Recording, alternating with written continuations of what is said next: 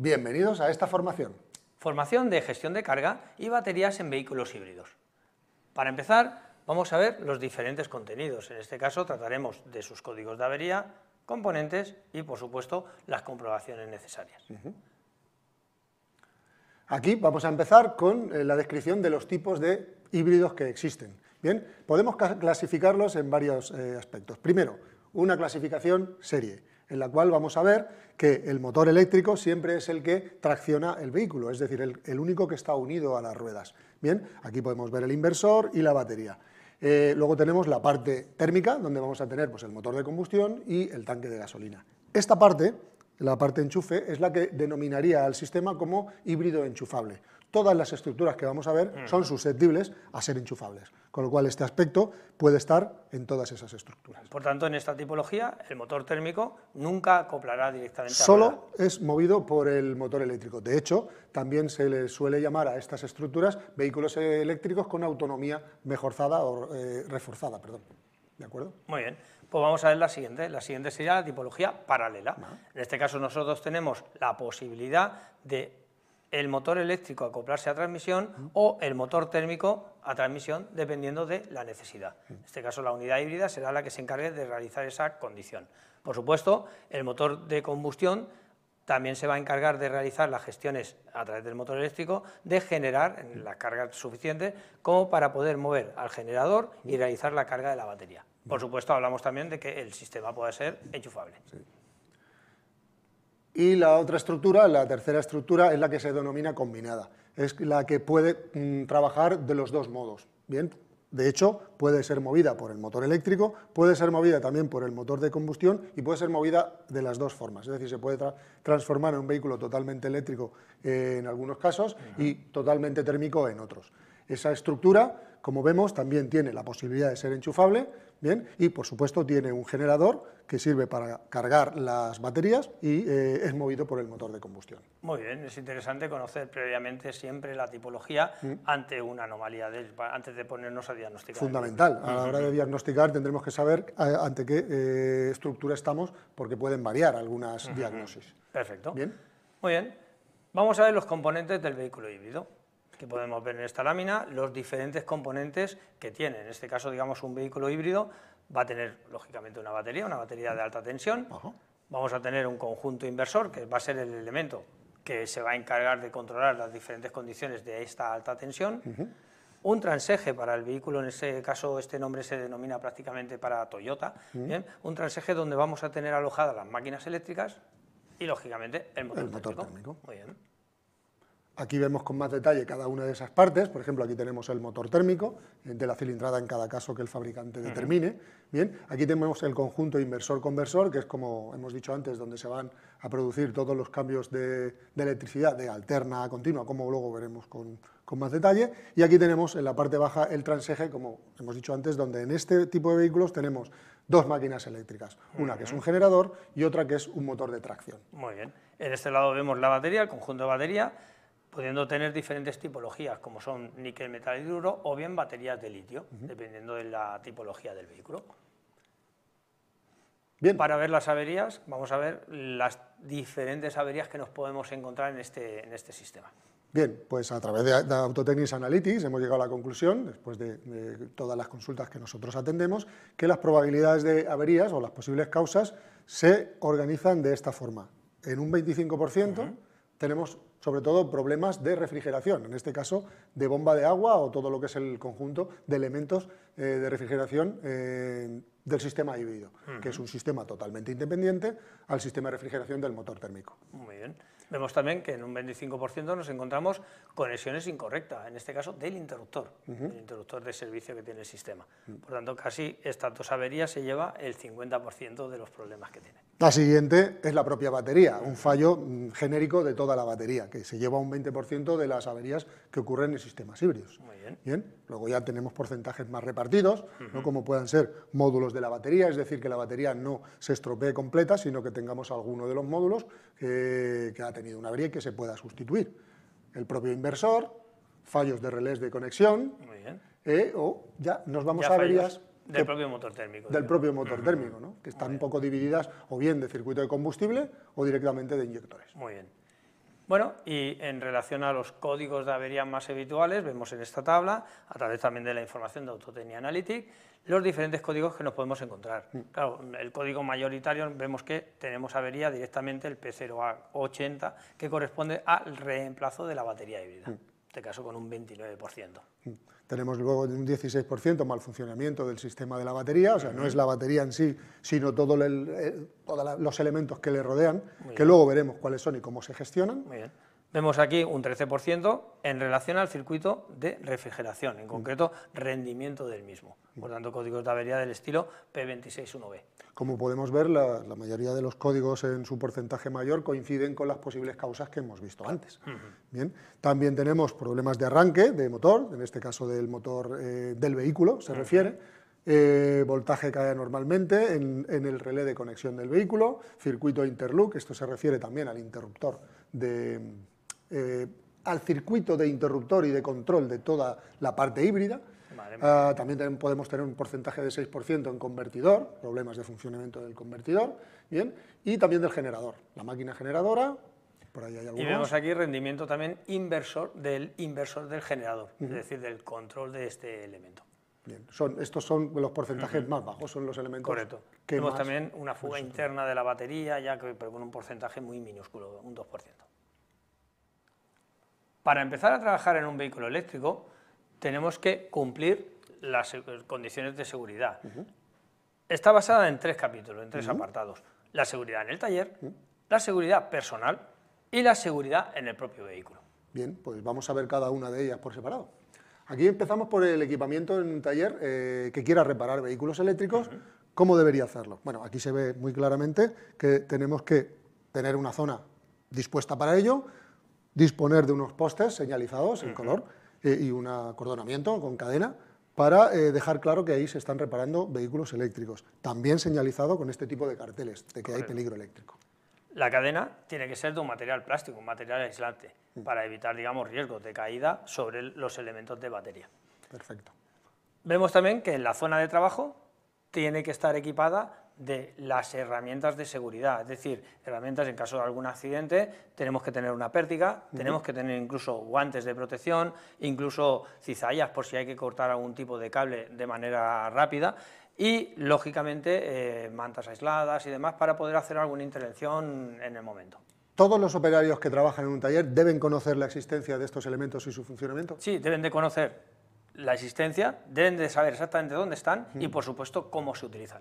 Para ello tienen que hacer una formación en relación a las herramientas y seguridad del vehículo eléctrico. También habrá una normativa que regule esto. Bueno, pues tenemos una normativa que no es aplicable directamente o específicamente del mundo del automóvil, pero que el mundo del automóvil la empieza a recuperar, que es la normativa, el Real Decreto 614/2001, que hace referencia a la protección ante daños eléctricos. Por supuesto, también los fabricantes suelen tener su propio protocolo, puesto que no deja de ser un sistema de protección, por tanto está riesgos laborales, la prevención de riesgos laborales activa. Por tanto, cuando un fabricante tiene vehículos eléctricos, forma a su personal para asegurarse de que, lógicamente, no se produzcan accidentes. Perfecto. ¿Cuál es el siguiente capítulo? El siguiente apartado sería la seguridad personal. Ajá. Para ello podemos ver los diferentes elementos que necesitamos utilizar para asegurar no tener daños nosotros. Y esos elementos son, bueno, vemos aquí que un calzado específico, aislante, incluso vestimenta aislante en un momento determinado, las alfombrillas también aislantes, y bueno, y otros elementos más directos que podemos ver aquí. Lo podemos ver aquí, lo tenemos aquí encima. Como son, en este caso, pues los guantes. Estos guantes son guantes homologados de categoría o clase 0, que soportan 1000 voltios. Muy importante que estén, o que nos aseguremos que no tienen fugas, eléctricas. Bien.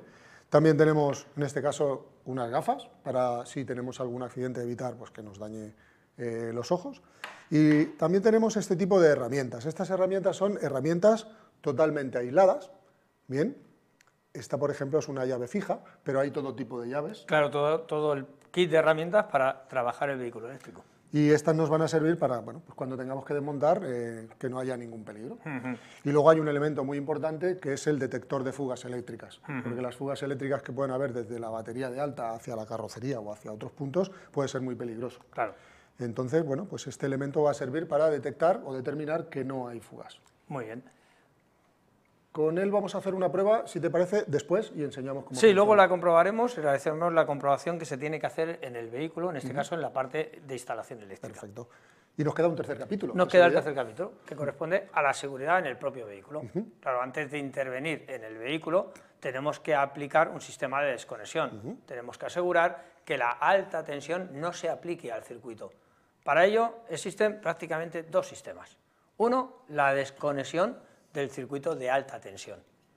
En este caso, este interruptor de servicio va a asegurar cortando la línea, interrumpiendo la línea de la conexión interna de la batería, de forma que aseguramos que no tenemos la alta tensión aplicada en el circuito. Por eso es naranja, como todo lo que tiene que ver con la alta tensión es de color naranja. Sin embargo, se está adoptando otra forma de desconexión que no trabaja sobre la alta tensión. Correcto. Que es esa de ahí. En este caso, digamos, sería un interruptor, bueno, un interruptor es un conector de servicio que lo que hace es abrir el circuito del lazo de control. Es decir, en el momento que nosotros desconectamos este elemento, simplemente lo que hacemos es decirle a la unidad de batería que el circuito está en protección, de forma que ésta ya no activa a los relés de conexión de la batería de alta tensión. Tanto en un caso como en el otro es muy importante no perder el control sobre esta desconexión. Me explico. En el caso de fusible es muy recomendable tenerlo bajo control, pues incluso como lo tenía yo en el bolsillo. Exactamente, guardado. Eso significa que nadie por accidente lo cogerá y lo conectará. Y en este caso podemos ver que como el lazo se abre pero no se desconecta, o sea, no podemos sacar el interruptor fuera, lo que se suele colocar es un candado de seguridad, un candado normal y corriente, pero que nos permita, digamos, tener la llave para evitar que alguien lo cierre. Perfecto, pues muy claro. Ahora, si te parece, vamos a hacer la prueba de aislamiento. Pues sí, perfecto. Para ello podemos traer un... Toma. Podemos traer un trozo Bueno, de... te dejaré los guantes. Vale.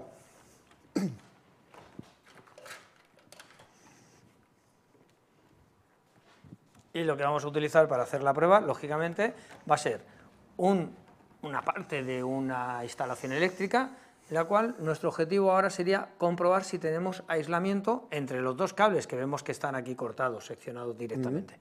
Vale, pues esta es lo que vamos a utilizar de prueba.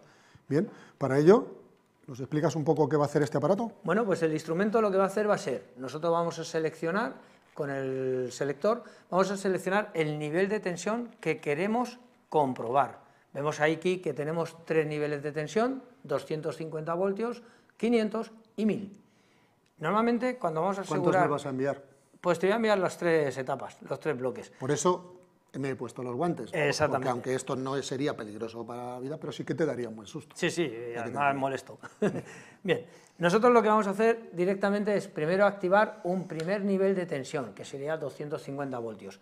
Y lo que vamos a lanzar va a ser un control con el test. Es lo de abajo. Ahí, perdón. Un control con el test, que desde aquí no veo exactamente la tecla. Podemos observar ese pitido prolongado con una indicación del nivel de tensión. Ese nivel de tensión corresponde a los 250 voltios y ese pitido prolongado indica que realmente el circuito está aislado. Totalmente. Bien, ya vemos un resultado con un valor aquí en el lado derecho con un 1, indicándonos que realmente el circuito es aislado. Mándame más tensión. La segunda prueba va a ser con 500 voltios. Realizamos el mismo control. Igual. Observamos, digamos, que el circuito sigue aislado. Y la tercera prueba va a ser con 1000 voltios. El instrumento envía los 1000 voltios durante ese pequeño periodo y verifica exactamente si hay corriente. Como el circuito está aislado, porque hemos visto que está completamente cortado, podemos darlo por válido. ¿Bien? Pero ¿qué ocurre si nos encontramos agua? Vamos a mojar esta zona de cable. No lo vamos a dejar sumergido en agua, puesto que sabemos que evidentemente estará mal el aislamiento, pero sí que vamos a realizar la misma comprobación con los tres niveles de tensión. Primero empezaremos con 250 voltios en una zona en la que ha podido sufrir una inundación, por ejemplo, o una sulfatación. Ya vemos que la indicación es un pitido más prolongado, y podemos indicar que con esta indicación tan poco prolongada, digamos, algo ha reconocido. Se ha visto la tensión a la que ha conducido corriente. Podemos determinar exactamente el valor de tensión, que en este caso, digamos, ya no es tan alto. No es tan alto porque realmente hay una derivación a través de la zona húmeda. Incluso podríamos detectar en 500 voltios y exactamente el mismo efecto. Esta indicación ya nos indica que realmente hay una anomalía de aislamiento y por tanto este elemento no sería válido. En 1000 voltios nos encontraremos en la misma situación, que ya no merece la pena hacerla. Si ha podido cerrar circuito a 250... Claro, ya es suficiente, por eso siempre tenemos que realizar la comprobación desde un valor de tensión el más bajo, que sería 250 voltios. Bien, perdona. Y como se ha comentado al principio, tanto los cables del instrumento como los cables de los instrumentos de medida que vamos a utilizar, todos tienen que tener una categoría de protección de 1000 voltios, ¿bien? Para asegurar o evitar, digamos, que tengamos un que esa corriente no te vaya a ti. Exactamente. Perfecto, y yo iba a decir que en el vehículo esta prueba se extrapolaría a todo lo que sería la parte de instalación de color naranja, digamos, de alta tensión. Correcto. Hay que tener mucho cuidado de, al hacer la prueba, desconectar posibles uniones con unidades de control. Sí, porque no le podemos aplicar este nivel de tensión directamente a la unidad, puesto que la dañaríamos. Entonces podemos hacerlo sobre bobinas de motores, por ejemplo, y podemos hacerla sobre el cableado, pero nunca sobre una unidad. Bien, Francisco, pues si te parece vamos a mostrar en el vehículo todos los componentes que antes hemos visto en lámina, de los cuales pues, está compuesto todo el sistema de lo que sería baterías y gestión de carga. Perfecto, pero antes me gustaría añadir una cosa. Dime. ¿Qué ocurre cuando hablamos de seguridad? ¿Qué ocurre cuando se tiene un accidente? ¿Qué ocurre? Entonces, cuando tenemos un accidente, el bombero, cuando nos viene a asistir, necesita conocer también cómo está este vehículo equipado. Por tanto, antes de enseñarles los elementos en el vehículo, vamos a enseñar el último punto que corresponde a la hoja de rescate. La hoja de rescate es una vía de protección previa, en este caso. Si el bombero tiene que hacer un corte de carrocería o tiene que hacer una intervención, necesita conocer dónde están la batería, dónde están los elementos, por dónde pasan los cables de alta tensión para trabajar con seguridad y cómo se realiza la desconexión de este sistema. Esto es un documento totalmente homologado y que nos indica a modo de colores, cuáles son los elementos, no solo lo de alta tensión, sino cualquier otro elemento que pueda poner en peligro, pues eso, cuando se hace un rescate, pues donde tiene que cortar un bombero, etcétera.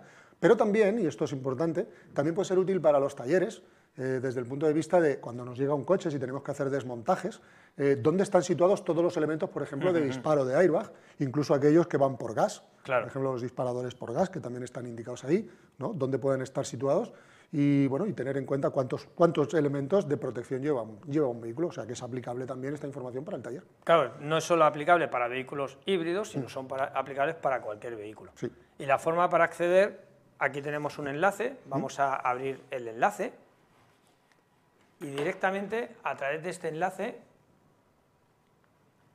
podemos observar la página concreta en la que ya tendremos que ir a seleccionar exactamente el modelo que vamos a hacer la comprobación. En nuestro caso realizaríamos en el apartado de descarga la ficha correspondiente seleccionando la marca y de aquí luego el modelo. Ahí ya nos lleva a la página oficial. Oficial, o sea, de la marca. Entonces es importante, en este caso rescuesheet.info nos permite o nos proporciona este tipo de información. Esto yo creo que es un elemento muy importante a conocer, sobre todo cuando vamos a intervenir en un vehículo que desconocemos. Bien, ahora sí, si te parece, podemos ir a mostrar. Nos vamos a poner todos los elementos de protección, las gafas y los guantes. Pues venga, vamos para allá. Lo primero que tenemos que tener en cuenta y la primera acción que hay que hacer corresponde a la desconexión del lazo de servicio. Siempre con el vehículo en estado parado, es decir, sin el READY activado, realizaremos la desconexión. Primero iniciamos el desplazamiento hacia abajo de la palanca, estiramos hacia afuera y sacamos el lazo de protección. Si analizamos los diferentes componentes, vamos a empezar por el circuito, la parte, digamos, de cablería que tenemos aquí. Vemos que todos los cables de color naranja están sometidos a alta tensión. En nuestro caso vemos que el primer punto de partida va a ser el lazo de control que acabamos de desconectar. Pasará por el fusible de protección y ya empezaremos al primer punto de unión a las baterías. En este caso, este punto de unión conectará todas las baterías que vamos a ir viendo, digamos, en este bloque, en serie, pasará al otro bloque que tenemos en el lado derecho y en este caso, bueno, pues vemos también el conexionado hasta su salida. El punto de su salida vuelve a llegar a esta caja de fusibles, aquí de relés.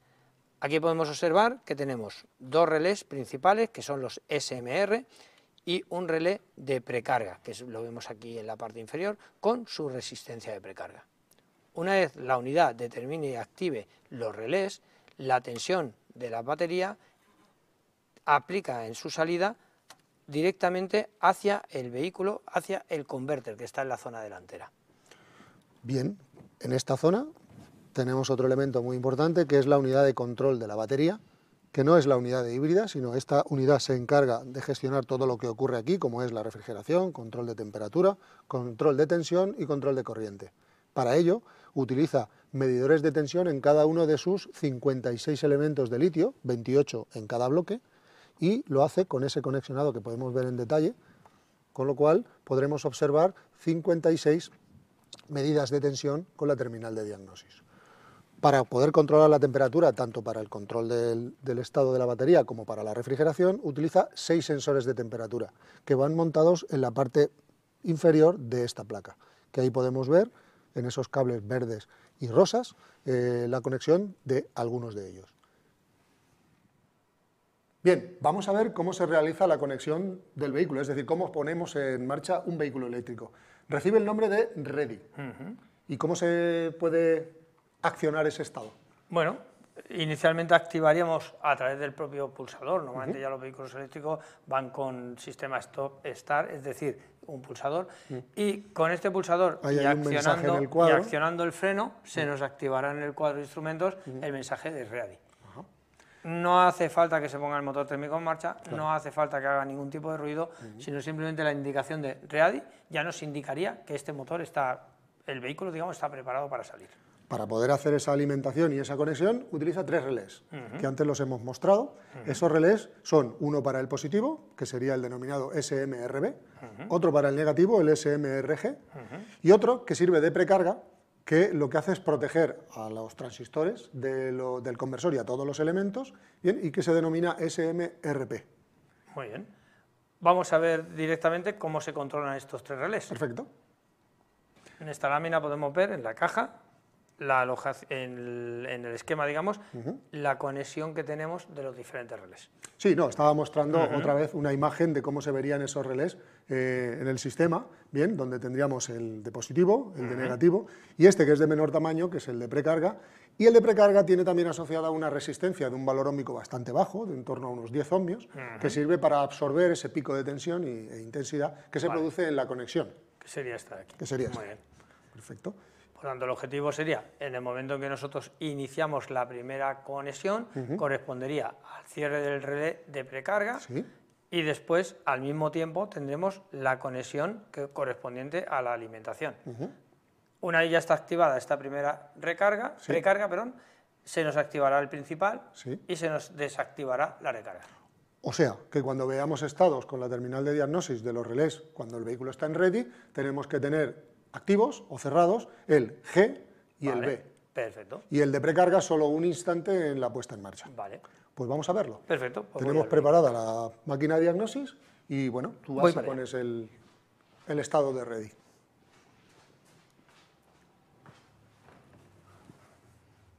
Acciono freno y activo el ready. Bien, lo tengo registrado.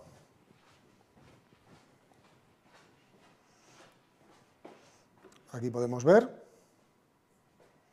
estábamos en un primer punto, en el que estaban apagados.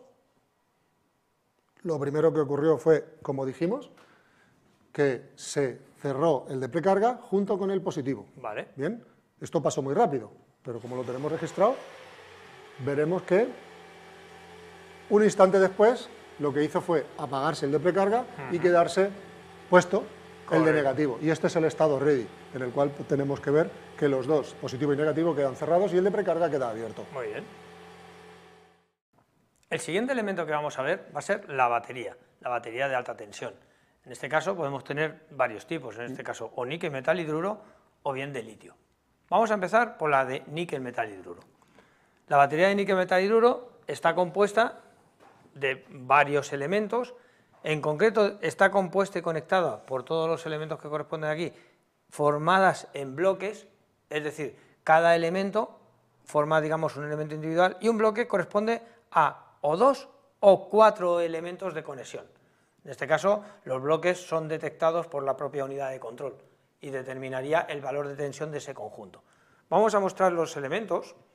Aquí tenemos un elemento, bueno, aquí tenemos de hecho dos. Estos elementos pues se montan uno con respecto al otro y se utilizan unas uniones, unas placas que vemos ahí en la foto, tenemos una, y se van sumando en serie. En este caso, pues el valor total nominal de esta batería de níquel metal hidruro sería de 201,6 voltios. ¿Bien? Claro, en este caso, digamos, cada elemento, que se compone de 1,2 voltios, o sea, cada elemento se compone de 6 celdas, que cada celda corresponde a 1,2 voltios. Por tanto, en cada elemento tenemos 7,2, y 7,2 multiplicado por el número de bloques 28. corresponderá, en este caso, digamos, a la cantidad total, que en este caso, 200 voltios. Exactamente. Bien, eso en cuanto a una batería de níquel metal hidruro. Una batería de litio, bueno, la forma de construcción básicamente va a ser la misma. ¿Qué es lo que ocurre? Que por tecnología el litio, su tensión mínima, o sea, su tensión nominal, vamos a decir, por cada elemento es de 3,66. Bien, en este caso el modelo que estamos estudiando tiene también 26 amperios hora. Bien, claro, aquí la unión en serie pues se hace mediante bloques. Cada uno de los bloques tiene 16 elementos, por lo tanto suman 58,56. Y esos 5 bloques pues suman un total de 293 voltios, que es la tensión nominal de la batería completa. De la misma manera, tanto en uno como en otro, se controla la tensión. En la lámina siguiente lo podemos ver.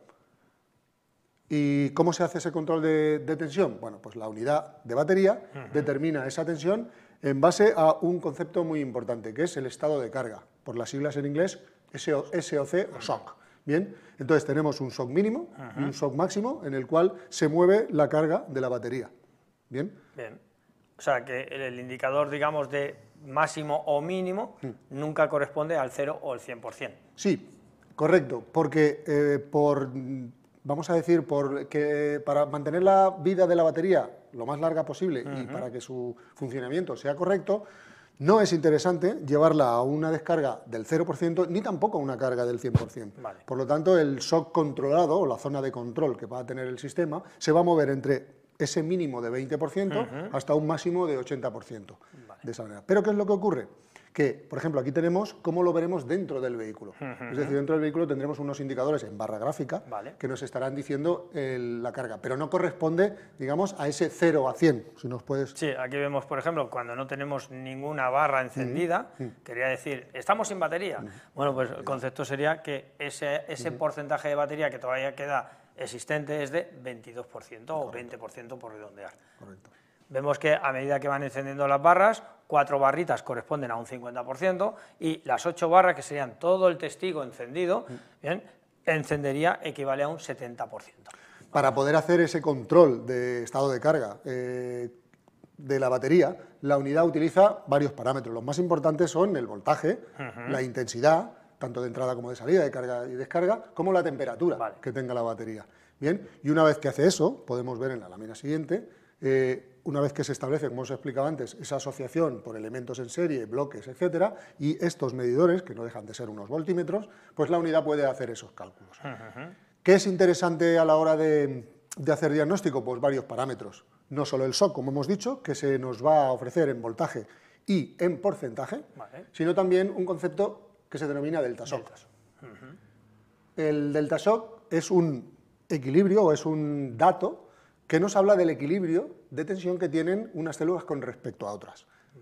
En este caso se mide por porcentaje. Por tanto, digamos, lo que nos va a medir es comparar cómo están cada una de ellas y nos dará un porcentaje de diferencia. Exacto. Tenemos en cuenta que el porcentaje para una batería ideal y que esté en condiciones estará próximo a 0%. En el momento en que ese porcentaje se empieza a desviar, querrá decir que alguno de los elementos está fuera de su rango, fuera de su margen. Por tanto, el sistema tendrá que optar por alguna forma, ¿no?, para equilibrarlo. Sí, hay sistemas, los sistemas sobre todo con baterías de litio, que internamente, mediante transistores, pueden cambiar la asociación de los elementos de serie a paralelo. Cuando conectamos baterías en paralelo, se equilibran entre ellas. Lo que ocurre es que necesitan a veces mucho tiempo, Claro. necesitan horas para poder hacerlo. La unidad lo va haciendo en sus fases de desconexión del sistema Vale. y ella se va encargando. ¿Qué es lo que ocurre? Que si por un momento puntual, por lo que sea, ha habido un desequilibrio y tenemos un porcentaje de delta shock grande, puede ocurrir que se equilibre y ya está, pero si seguimos viendo a lo largo del tiempo un valor de delta shock pues, muy alto, cercano a 10, 15%, y que no baja, es un indicativo más, junto con el shock, con el estado de carga, Vale. de que la batería está deteriorada. No nos dice qué elementos exactamente, pero nos dice que hay elementos que no son capaces de trabajar bien. Correcto. Y ahí ya es el momento de o bien control del elemento o bien la sustitución del conjunto. Todos estos datos de control que acabamos de explicar los podemos ver con la terminal de diagnosis. Muy bien. Si te Pues- parece. Pues vamos a realizar la comprobación. Bien, pasamos a la terminal de diagnosis, por favor. Bien, los explicamos. ¿Quieres, Francisco? Pues sí, vemos en este caso, en el vehículo que tenemos conectado ahora mismo, tenemos un 0,5% de delta shock, quiere decir que bueno, prácticamente la diferencia entre ellos es muy pequeña, por tanto la batería esta está en perfectas condiciones. Vemos que cada bloque de baterías, que hemos visto, digamos que tenemos 2 bloques de baterías completos, en esta batería de litio en concreto, cada bloque, su valor medio equivale a 3,54 voltios. Vemos que el bloque 1 y el bloque 2, ambos se comportan exactamente igual. A su vez, podemos ver los valores de los elementos, es decir, cada celda, digamos, tiene 3,54 por elemento. Aquí se han tomado tan solamente 2. Sí, porque esta batería constructivamente tiene 56. Entonces solamente se han tomado la primera y la última, digámoslo así, pero lógicamente aquí tendremos la lista de los 56 elementos. Bien, en los datos correspondientes a los valores de tensión también podemos observar el valor de la resistencia interna. Este valor de la resistencia interna es un valor calculado, completamente calculado por la unidad. Lo determina en función de la tensión, de la intensidad que está pasando en todo momento y lógicamente de ahí saca un valor de resistencia. Este valor nunca lo podemos medir físicamente en la batería, es un valor que siempre nos lo tendrá que dar el equipo de diagnosis. Aprovechando que el motor se ha puesto en marcha, podemos explicar el otro dato importante que es la corriente. En este caso, corriente, intensidad, que está entrando en la batería. Está entrando y se indica en negativo. En el momento en el que se esté consumiendo lo indicará en positivo. Correcto. Y esos son los datos más relevantes a la hora de diagnosticar una batería. Vemos que ahora, por ejemplo, con el motor en marcha, este valor completo global va a ir incrementando, ahora mismo está en 202, vemos un cambio 203, irá cambiando hasta que llegue a su valor de porcentaje que determina la unidad. En nuestro caso tenemos ahora mismo un 32,94%. Este valor de porcentaje es el que determinará la unidad para poder hacer parar al motor térmico o ponerlo en marcha según lo que necesite. Aproximadamente se pondrá en marcha un 20 y algo por ciento y se parará cuando llegue aproximadamente un 40%. Exactamente. Muy bien, pues estos son todos los datos que podemos analizar con la máquina de diagnosis, pero también podemos hacerlo, algunos de ellos, con un polímetro y una pinza amperimétrica. Correcto. Pues en la propia batería. Vamos a ir al vehículo y vamos a realizar las comprobaciones en él. Vamos.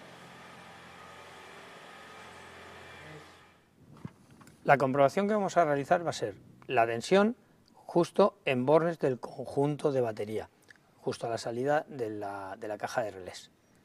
También realizaremos la medición de intensidad. Sí, para medir la intensidad lo que vamos a hacer es poner la pinza amperimétrica en uno de los cables de la batería. Nosotros hemos escogido el cable que une a los 2 bloques. Ahora mismo tenemos el vehículo en estado no ready, es de estado de reposo, por lo tanto aquí no hay medición de corriente y tampoco hay medición de tensión. Voy a poner el ready. Vale, perfecto.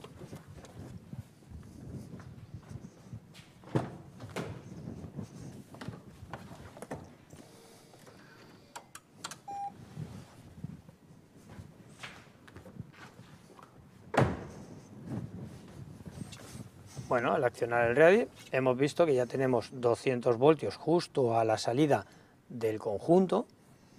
Y tenemos una medición de intensidad de 3,3 amperios que en este caso nos está indicando que están siendo consumidos, es decir, están saliendo de la batería. Bien, si el sistema necesita carga, pondrá el motor térmico en marcha para utilizar el generador. Vamos a forzar esa situación para ver qué pasa con la corriente y qué pasa con la intensidad.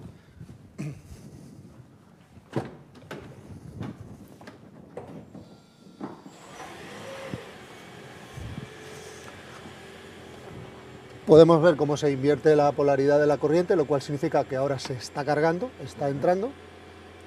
Y podemos ver que la tensión está incrementando, 201, 201,7, poco a poco va incrementando hasta que la unidad de control determine que el nivel de carga es correcto. Lo siguiente que vamos a hacer, cuando se pare el motor, va a ser medir la tensión de un elemento independiente. Si en el caso de que dudemos por delta shock o bien por la tensión del estado de carga completa de que algún elemento tiene algún problema, la forma de comprobarlo sería la siguiente.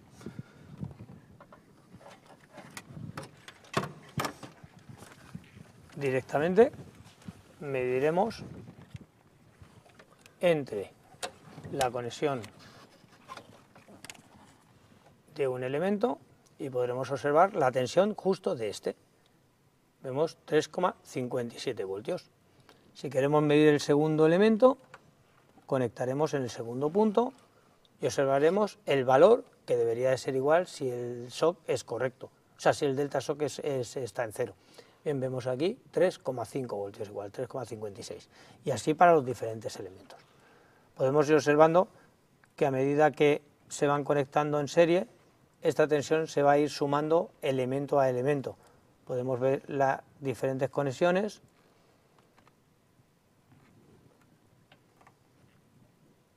y cómo va provocando, lógicamente, el incremento de tensión hasta que llegue al nivel de tensión completo de los 200 voltios. Vamos a ver cómo se refrigera una batería en un sistema híbrido eléctrico.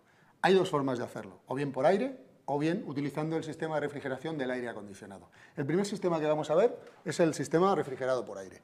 En este caso vemos una foto de una batería de níquel metal hidruro, donde podemos ver el soplador, donde va colocado, que también tenemos un detalle ahí. Sí, aquí vemos el soplador y vemos los conductos, el conducto de entrada y el conducto de salida, en este caso de salida del ventilador. En este caso, digamos, el bloque de batería está en esta zona, en la zona esa. La entrada del aire se realiza por abajo, donde hay un sensor de temperatura, o varios según el sistema, que aquí no se ven, y luego tenemos los sensores de salida, que son los que vemos aquí, que en este caso tiene 3. Bien. La gestión del ventilador es porcentual y se realiza en base a la temperatura que haya en la batería. Otra cosa muy importante, el aire para la refrigeración se coge del interior del vehículo. En este caso, esto está situado cerca, como podemos ver, de la puerta, al lado del asiento, y es muy importante tener en cuenta que tiene un filtro. ¿Y tiene mantenimiento ese filtro? Tiene un mantenimiento anual. Hay que echarle un vistazo e incluso sustituirlo anualmente si está muy deteriorado. Perfecto. Es muy importante porque muchas veces este filtro coge mucha pelusa y algunos materiales por el simple hecho de entrar y salir del vehículo, con lo cual es muy importante tenerlo en cuenta. Además está alojado en el lado derecho. Sí. Y si este vehículo, muy utilizado por ejemplo para el servicio público, es por donde van a entrar las personas, por tanto constantemente esa puerta está abierta. Correcto. Esto en cuanto a la refrigeración por aire. En este caso tenemos un sistema de refrigeración utilizando el aire acondicionado del sistema y bueno, esto es una batería de litio en este caso y podemos ver varias cosas importantes. Por ejemplo, tú que lo tienes ahí a tu lado. Aquí tenemos el conjunto de evaporador, que en este caso lo que vamos a tener va a ser el intercambiador de calor directamente desde el efecto que va a provocar el sistema de aire acondicionado.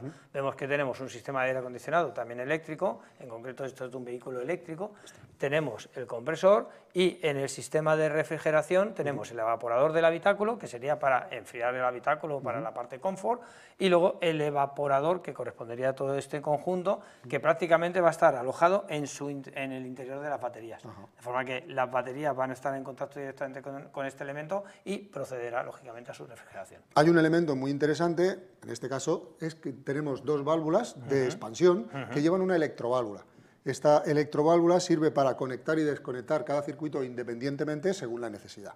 Claro, porque puedes necesitar o no aire acondicionado dentro, pero independientemente el sistema de batería puede exigir una refrigeración más o menos prolongada. Correcto.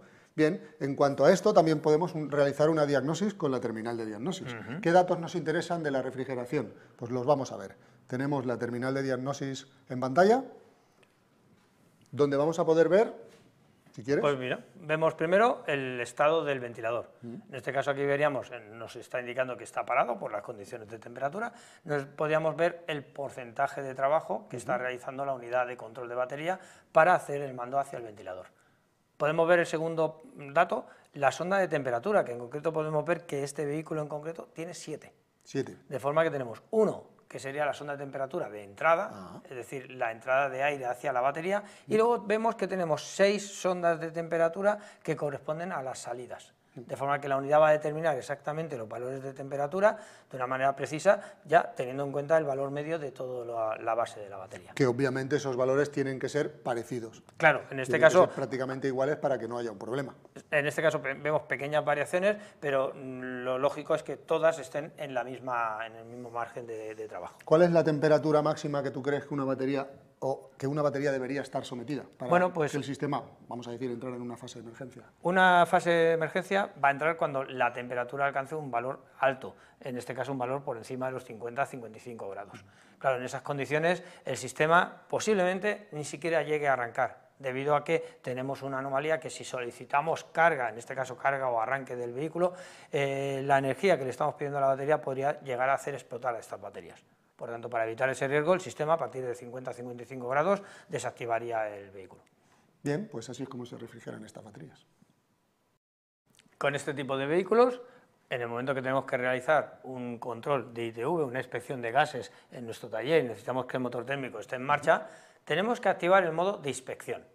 Para ello podemos utilizar el terminal de diagnóstico o bien hacerlo de manera manual. Vamos a hacerlo primero con la terminal de diagnosis, indicamos cómo se debe hacer y luego si quieres hacemos el modo manual. Perfecto. Bien, pues para ello vemos la terminal de diagnosis en pantalla, vamos a darle a modo inspección. Bien, nos explica lo que tú acabas de explicar, para qué hay que hacer esta operación, establece comunicación con el vehículo y dice que una vez finalizada pues apaguemos el vehículo y pongamos el interruptor en off. Bien, tiene que estar el contacto puesto, es decir, el interruptor de contacto en on, pero el ready quitado. Y en este caso no tener ningún código de avería para poder hacer este. Vale, ahora mismo está el contacto puesto. Bien, le damos a siguiente. Nos indica que le digamos qué tipo de vehículo es. En este caso le vamos a decir que es un torruedas motrices, bien, y que lo vamos a hacer para una medición de gases. Una vez le decimos eso, le damos a siguiente. Y ya ha entrado en ese modo de inspección. Solo queda que vayamos al vehículo y le demos a la tecla para que el motor se ponga en marcha y permanezca en marcha todo el tiempo, hasta que nosotros le demos a salir del modo de inspección. Vale, pues voy a ir al vehículo y hacemos la gestión. Ahora accionaremos el freno, damos al pulsador de arranque y el motor térmico ya se mantiene en marcha. En esta condición el motor térmico estará en marcha para realizar las comprobaciones necesarias. E incluso para realizar el control de ITV de gases nos permitirá el mantener el motor al ralentí y el motor acelerado. Será, digamos, la condición de paso para el análisis de gases.